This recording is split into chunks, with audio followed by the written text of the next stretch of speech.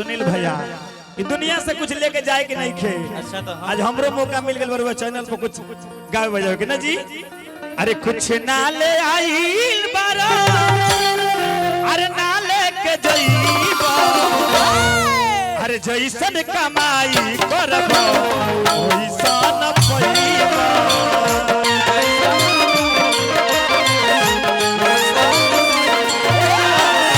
जइसन कमाई करबो ओइसन पैबो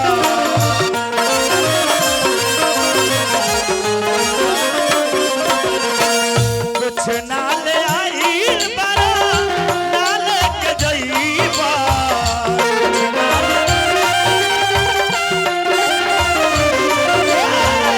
कुछ ना ले आइल बारा ना लेके जइबो अरे जइसन कमाई करबो ओइसन पैबो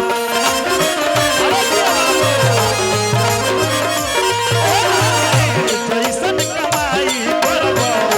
ओइसन पैबो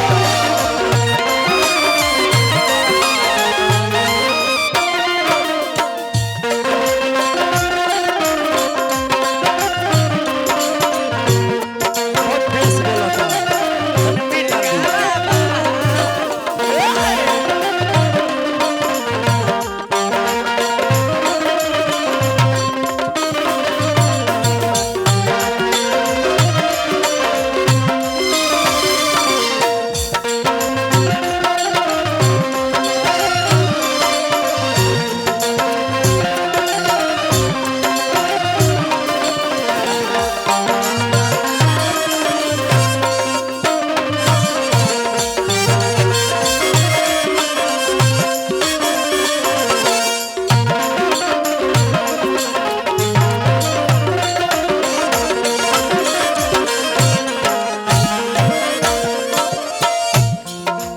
चलिए हमने के बर भैया जे हमेशा छोट भाई खानी मानी ले हमेशा आशीर्वाद रहला। बहुत सुंदर नाल वादक बर भैया रामनाथ रमन जी ये हजारों का धरा से दिले बने छोट भाई के मिठाई के गति मां नक्ट भवन से प्रार्थना करो भैया का हमरा जिंदगी जवानी हंसत खेलत भी तो चमकत रह दमकत रह जहां रह गुलाब के फूल नियर खिल रह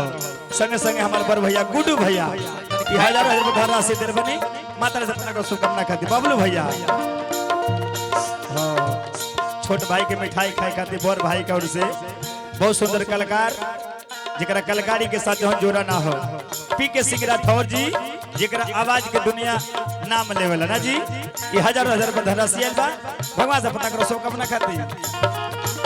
बबलू भैया ये दुनिया में केहू के केहू बाना यहाँ हम आइल बनी जा जे यहाँ मंच पर बा चाहे सामने बा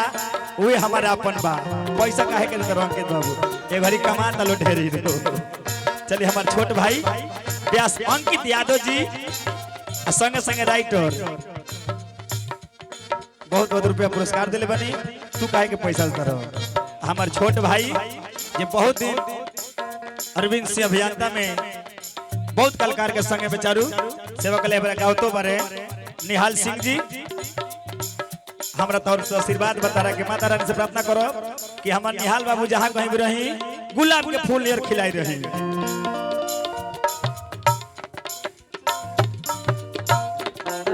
अंतरा के भाव लगता बबलू भैया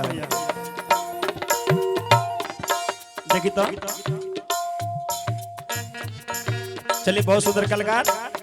व्यास मनीषा राज जी की ओर से एगो छोट बबनी की ओर से पुरस्कार माता रानी से प्रार्थना करो शुभकामना खाती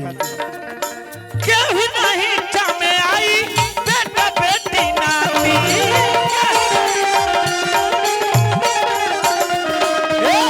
केहू नहीं चामे आई बेटा बेटी नाती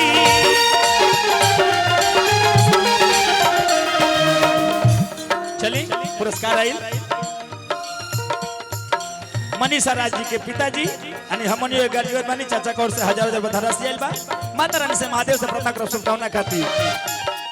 पैसा के तो लाइने लाग गइल बा नीरज भाई। चलिए तूफान म्यूजिक वर्ल्ड जेकर मालिक बनी हमार सुनील भैया संगे संगे बहुत सुंदर कलाकार पर भैया ब्रजेश हलचल जी भी आ देखिए हमरा रमन भैया के पत्नी सोनम भाभी की ओर से भी हमरा के मिठाई खाए खाती 1000 रुपया धरासी आइल बा। माता रानी से प्रार्थना करो शुभकामना खाती। चली फैन है रमन टीम का ओर से 51 रुपया के धरासी आइल बा। राकेश भैया ये टीम जहां कहीं भी जाओ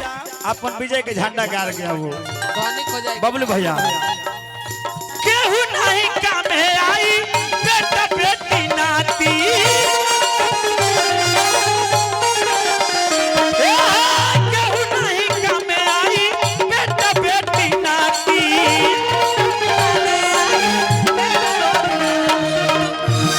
केहू नहीं काम है आई बेटा बेटी नाती स्वार्थ के हवा सब बावे साथी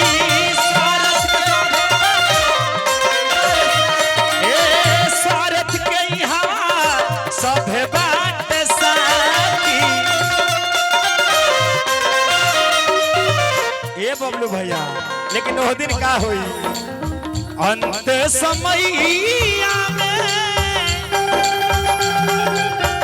अंत समैया में बड़ी पछतैबा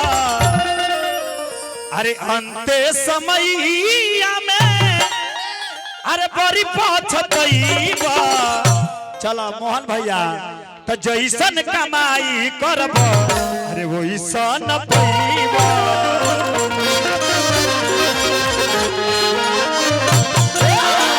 जैसन कमाई करब वैसन पैबा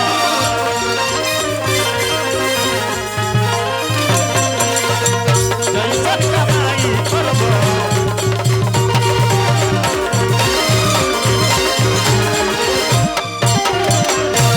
चलिए एक बाद केकर नंबर बा पूर्वी गावे कर लख लेकिन